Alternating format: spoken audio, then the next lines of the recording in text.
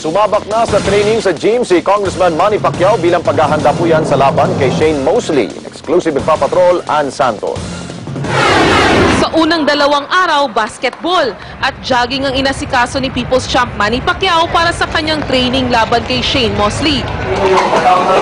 Pero kaninang hapon, sa People's Champ Gym sa Jensen na ibinuhos ng 8th Division Boxing Champion ang kanyang ensayo.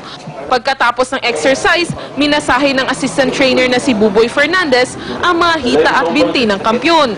Pero hindi nagpaawat si Pacquiao, itinuloy ang sit-ups para tumibay ang tiyan.